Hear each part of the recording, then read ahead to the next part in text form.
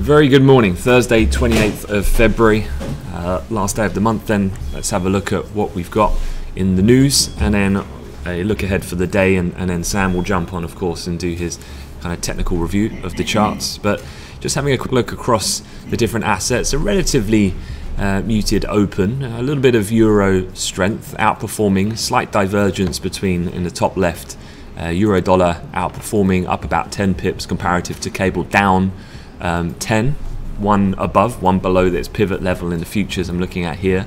So we'll have a look potentially at a reason of why the euro might be just outperforming a little bit. We'll get into those headlines in a second. Otherwise, a bit of seesaw price action in global equities, but nothing really definitive breaking in either direction, net.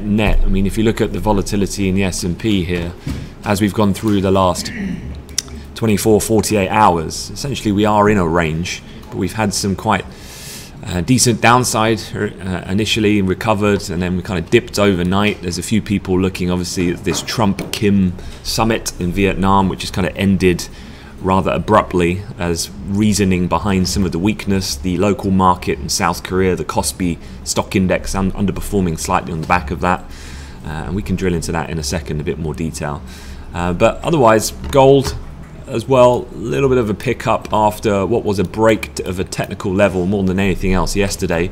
So these lines still remain as they were from the prior day's session, and so just coming up actually to a fairly interesting point here.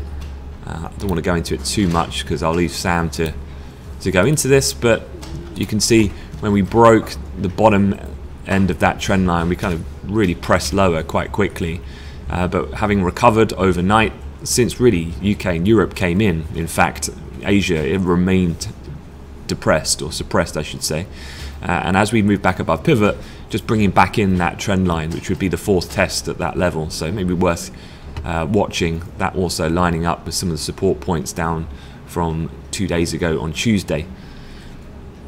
Oil markets, slight negative, bit of a pullback from some of the move from yesterday, but again, nothing too groundbreaking, finding a bit of resistance around that previous top that we had at the end of last week and beginning of this week.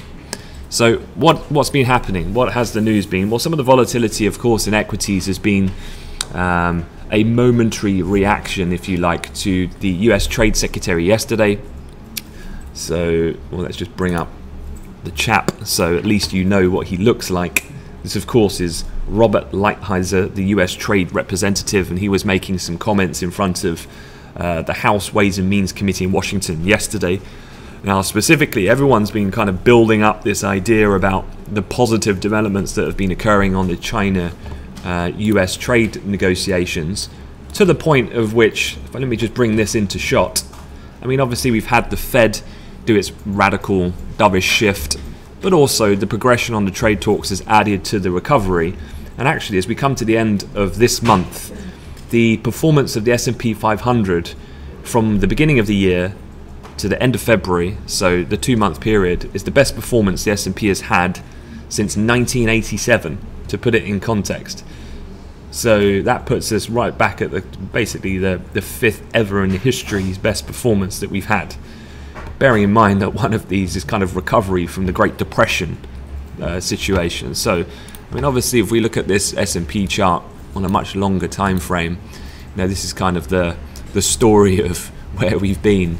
But you can see here, I mean, that's just, you think that fall was bad and aggressive, but the rally back that we've had is particularly impressive at this point, and obviously hitting that key technical resistance level, which is proving a significant barrier at the moment to further gains at this 2800 handle.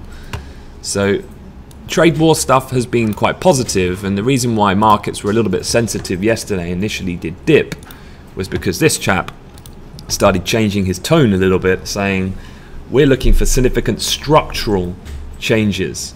And particularly he was looking at the fact that, you remember, China said that basically they're going to stump up and start spending more money buying US agricultural goods, which is a major kind of trade revenue stream for the US, as China being a big buyer for things like soybeans in particular, which we know. But what the US is saying is that, well, it's about intellectual property rights and technology transfers, this more nitty-gritty stuff that really is a lot more complicated. And actually, fine, you can throw some money at the problem, but you still haven't really made significant changes. You're still manipulating your currency. You know, we are willing, and Trump just said this at the end of his press conference with Korea. He said, if we don't get what we want, I am the type of guy that's willing to walk away from a deal. So all of a sudden, the US has gone from sounding quite positive with this to now quite a reversal, where now it's looking not that the deal's going to break down, but I guess it's a little bit, we're over the honeymoon period and this is back to reality. And I think that latter point explains why the market has initial knee-jerk reaction when Lighthizer spoke, but then recovers fairly quickly, because ultimately we are nowhere near, I feel, a concrete signed trade deal. You know, the extension of the trade truce is probably going to be extended, prolonged, protracted periods where they basically get to a very slow kind of deal in the end. Yeah, I mean, good question, Will, in the chat. Could Trump have set this up? You know, it's a good point. He kind of gets people on board. He instigates a very aggressive stock market recovery, which obviously he has kind of weaponized politically as the benchmark for economic health. So has he kind of won on that side, managed what was looking like a very nervous situation for him, given the kind of global market collapse almost at the end of last year. And so now he can kind of turn the screw a little bit and go back to being a bit more aggressive in that respect. Yeah, and then another point, obviously, and this is where we get up to with, as Will is saying in the chat, and I'll go into now, you've had this TrumpKim summit. Let me just broaden this out, and it will give you a very quick overview of what exactly has been happening. So what I'm going to do is, Bloomberg do this quite neat kind of graphic on the side of what's been going on. So to quickly run through it, just so you're up to speed. Trump and Kim end their summit without a joint public statement. Whenever that happens, you know that that's not good. That means that they've not managed to make any kind of concrete developments, and so therefore the meeting abruptly ends and there is no definitive conclusion of matters. So no agreements reached. The Kospi moved down 1.8%, the most since October 2018, so significant reaction in the local market. They discussed ways to advance their advanced denuclearization and economy and so on. Bloomberg saying the S&P 500 futures hit their lows. I mean, there's a little bit of a reaction overnight, I would agree, but I think people are making a little bit of a mountain out of a molehill with this story at the moment. Then Trump goes on and he's just given his press conference. I think China will be a big help, bigger than most people know. Trump says North Korea wanted full lifting of sanctions, and that's what they were disagreeing upon at that point. So yeah, the Trump-China stuff I think could be quite interesting, and let's see how it plays out with the China relationship on the trade side of things. Does he use this now to blame China and say, well, this is really the fault of China not doing enough to persuade North Korea to do what is necessary to get a deal done? Could be quite an interesting angle if he was to go down that. But all in all, net, I think the main thing here is that this type of story is very short-termist. There's a minor reaction in markets, but nothing I feel is really sustainable. Just things to monitor in the longer term. The incredible thing is, if you look at any major news wire this morning, or if you turn on Bloomberg or CNBC, absolutely no one is talking about India and Pakistan this morning. Such is the world of financial news and just media in general. I think this is how quickly, even though obviously these events are absolutely terrible for those involved, in reality, from a market's point of view, it's just of little consideration in terms of broader asset class global market impact. unless these things were to develop. And with the Korean summit, I think I wasn't really expecting anything other than this, to be honest. And so I think the reaction effect has been reversed already, and I continue to expect that to be the case. I don't think this is really a big story. Okay, let's move on to Brexit. Obviously, we had the parliamentary amendment votes last night, and as you can tell by the way that Sterling was reacting last night, it was an absolute non-event because the cat's already out the bag. We knew what was going to happen. The Prime Minister avoided confrontation with her ministers by backing down and agreeing to give Parliament the option of postponing Brexit rather than crashing out without a deal. So if you remember, one of the key amendments was from the Labour Party's Yvette Cooper. Her amendment was accepted. 502 lawmakers voted for it, 20 against. The 20 were members of the ERG, obviously the more strong-minded Brexiteers of that group. Which would mean that May's commitment now is to hold a vote on March 14th on whether to delay Brexit if Parliament has rejected her deal, leaving without a deal. So 80 had abstained, but she'd already kind of conceded on this point, so it wasn't really a surprise. So where does this leave us now? Well, this is a what next for Brexit, I guess, tree that we could look at. And here what we've got is March 12th is now the new deadline. So again, 2 weeks, kick the can down the road, 2 weeks, and we've kicked the can again, and now the next deadline is March 12th.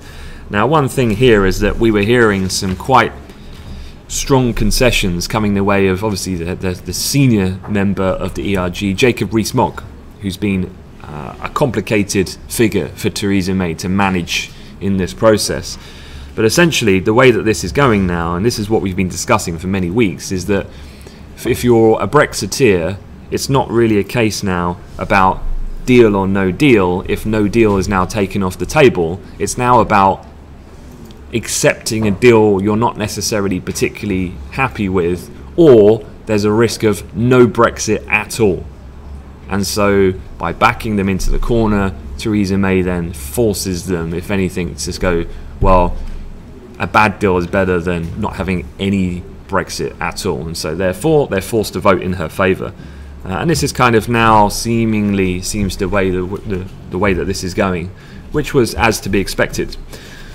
Now, this gives you a bit of a breakdown of what could happen in the coming weeks. So if you go down the right-hand side, let's say Theresa May, there's enough now pressure on both sides. They come to the table, some legally binding annex is put into the documentation around the Northern Ireland backstop, which appeases then Parliament as well as European politicians, and a deal is accepted. We have an orderly exit, and the final deal signing happens then at that EU summit ahead of March 29th. The opposite, of course, would be Theresa May still struggles to get through her deal, and that means then the day after there's a vote on no deal, and let's say no deal is rejected. So that absolutely would be the case, in my opinion, because there's enough cross-party support to avert that scenario, and that means then they vote on extension. How long is the extension? How and what ways is it going to be termed in order to have Europe agree to it as well in future? That then gets accepted and it gets signed off at the March summit. So net, we're going to know in the coming weeks which way this is going to go. We're either going to have an orderly exit through the deal accepted and we move into transition, or we get an extension. And I would say on the balance, this is growing an expectation that the extension is going to happen. The question mark is for how long? 2 months up to 2 years, as we discussed yesterday.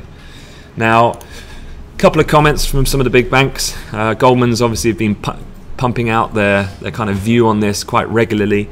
Goldman Sachs have cut their chances now, given what's developed, to a no deal to about 10%. They previously had this at 15%. Actually, if I just click on the article, this is on Reuters today. So they've said that they've raised the chances of an extension to Article 50 to 55% from 50, while unchanged 35% the probability of a no Brexit. So again, most probable an extension of Article 50. Depending on the length of the extension would be how powerful the pound reacts to the upside. the longer the extension, the more positive that would be. 35% of a no Brexit scenario. Now obviously that would be incredibly sterling positive, but obviously there's a lot of things that need to happen for that to materialize, like a second referendum, potentially then leading to a new general election, a totally different outlook for a government, and it's what it's going to do with Brexit overall. A no deal, 10%. As I've said before, I think no deal is more like, in my mind, 5% or less. I really think that's just not going to happen, given the awareness of the risks, and this is parliamentarians that are voting on it, not the public. Goldman's also a separate article. I did tweet all of these from the Amplify account this morning, so do take a read if you get a second. They were talking about, Goldman says, the bet on higher pound despite trade becoming a crowded bet. So basically what they were saying was that we could see further appreciation in the pound as this gets increasingly more likely that we're going to get an extension. Well, then people who have kind of hedged their positions need to be unwound, leading then to them getting out of that trade, and as a byproduct, as a function of exiting that, it's going to pop then as kind of a short squeeze cable higher, and so we could see upside not just in the relief but Brexit hedges being unwound. Key resistance, obviously, we've traded at the moment is that September high. That's worked out in the last day or so and hit that pretty much to the tick and has come off slightly. But obviously any breach above this, you got the handle at 135, and then the bigger prevailing target being what would be quite an interesting area, because if we look at these, that high and that low there would come in at around the 137 handle. Would be a very strong target if we were to start punching higher, if we confirm down that long extension route. Okay, final thing I want to talk about is ECBs Villeroy. Now, not everyone might be completely familiar with who this is, but this is the front runner, not Jens Weidmann, this chap, to be the next ECB president, taking over from Mario Draghi in October later this year.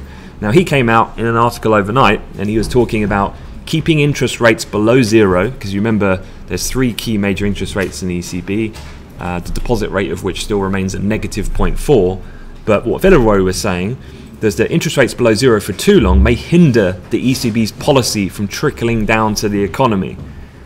So he's just talking, in summary, about the adverse effects if we were to keep negative interest rates for too long, and what that means for the ability for banks to function in an appropriate and efficient way that would be more beneficial for the economy, essentially.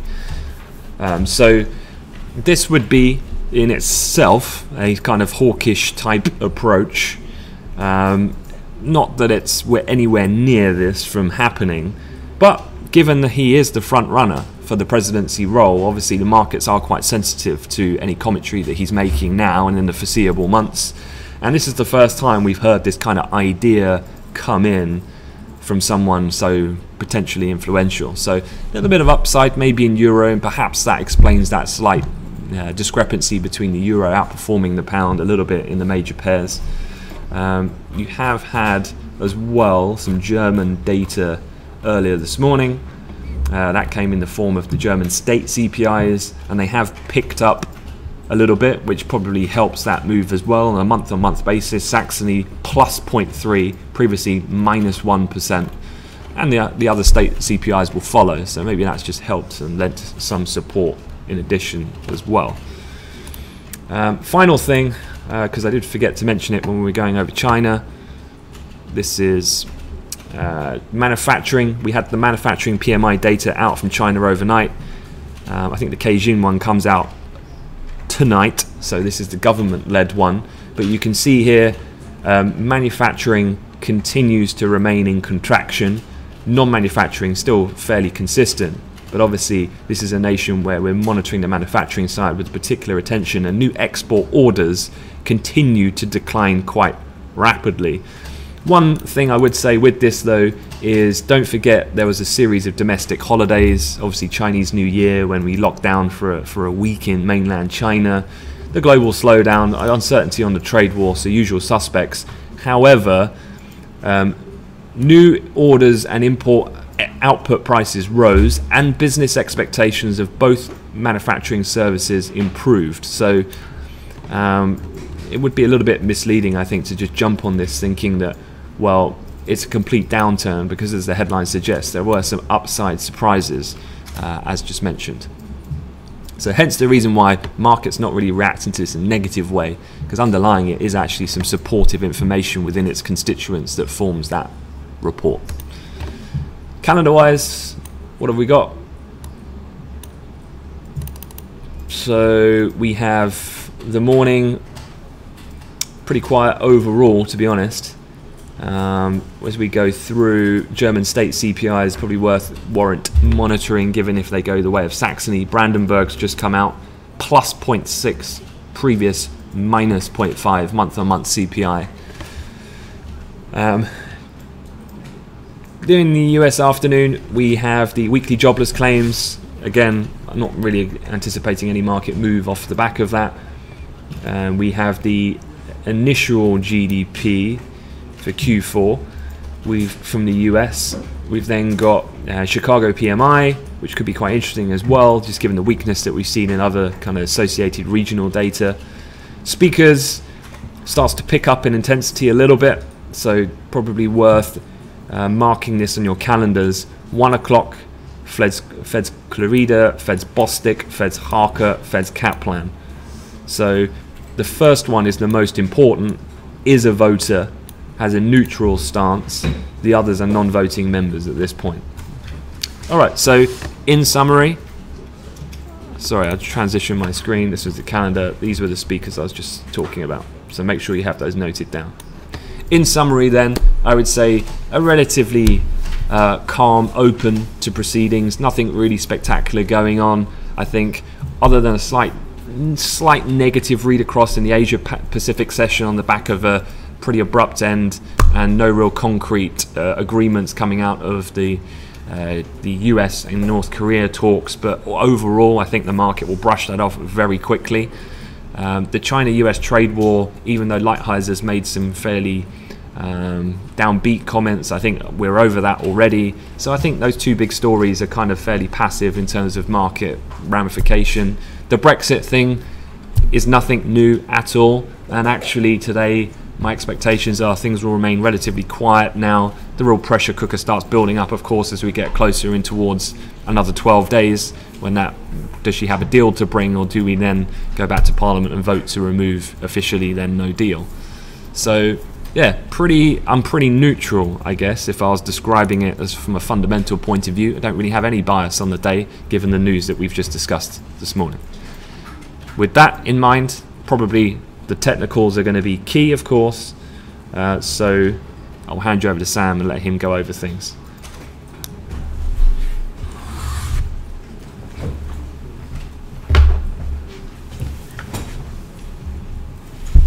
Yeah, thanks, Ant.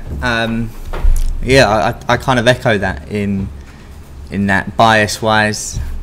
I don't really necessarily have one today, so we'll start off with the pound, just bringing that into picture now. As you can see, it's just come to a higher point that it's been trading at this morning, so worth keeping an eye on that. I think the pivot now you might as well not really have on there as level of interest. It has been chopped through a couple of times, but with the sentiment of the pound, it's quite clearly over the last few days gone higher. So I think if you were to sort of look for the trading opportunity, maybe the breaks above these levels is not a bad one. I guess you could have and it's probably not the most amazing trend line, but we had a bit of a break out of that and the pivot. So if we were, actually it's not a bad trend line, to be honest. If we were to get a little retest back of that area, the pivot and the trend, I think it's not bad.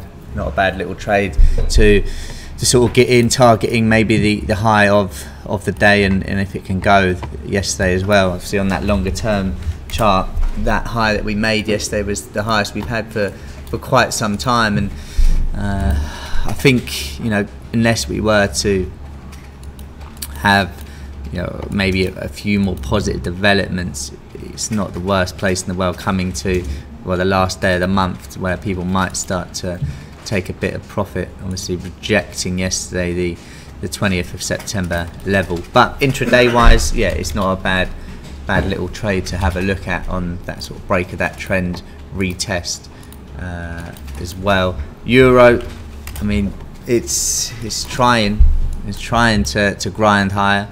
I think it's still worth on the euro to have these trend lines that are sort of well respected. Just drawing that on roughly there, you can see again just pushing higher off of that each time, and it might still be worth just having that on. So if we do get a break lower, the trend line could be the one that gives way. We saw how that acted in gold, like Ant mentioned at the beginning of the briefing.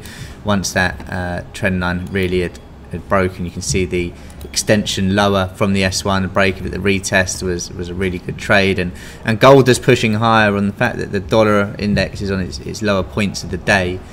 Trade opportunity wise for gold, like Ant mentioned, that sort of retest of that trend line, previous low of yesterday, sort of 1327.4.5, I think is a nice enough area to sort of have on the charts. The only thing perhaps would make you not want to take it up there is just the speed of it going, and if the dollar continues to weaken really off that.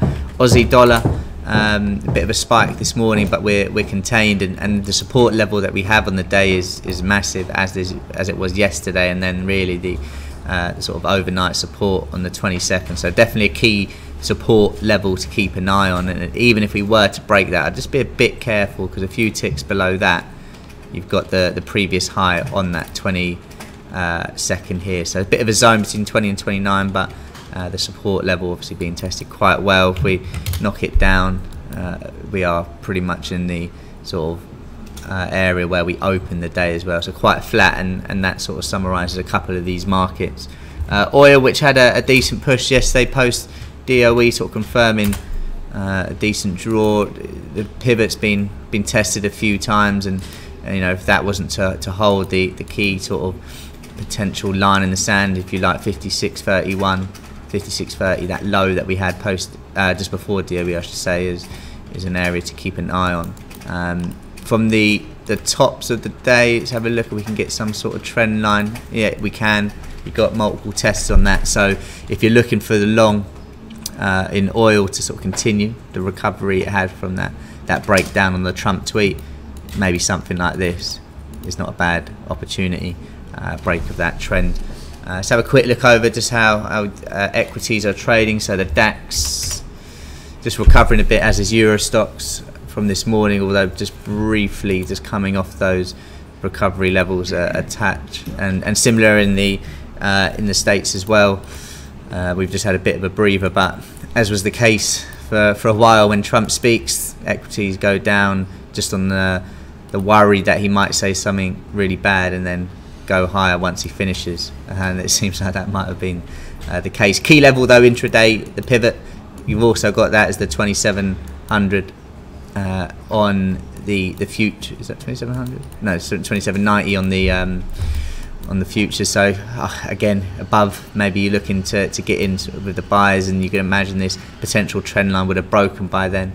If you like the idea of the short, I think it's also not a bad place. So would be a one to be contested with, and it's similar sort of trade opportunity like this has happened on a few days, where you just get those trend lines in the morning, and then you get the breakdown, similar to Nasdaq yesterday, where you get that. Let me have a look where it was. I don't think it was that one. Maybe it was the Dow Jones. But yeah, similar sort of move where you get a trend forming, and then you get that push down, the sort of the snap back, and would be one to bear in mind if you like the look of equities, to perhaps continue this sort of drift lower that we've had. But pivot important for the S&P. The pound, I'd be keeping an eye on just that trend line break, but I wouldn't go chasing today. I think that's the key thing to take out of that. Any questions, as usual, please do get them in the chat, and if not, we'll catch you later on.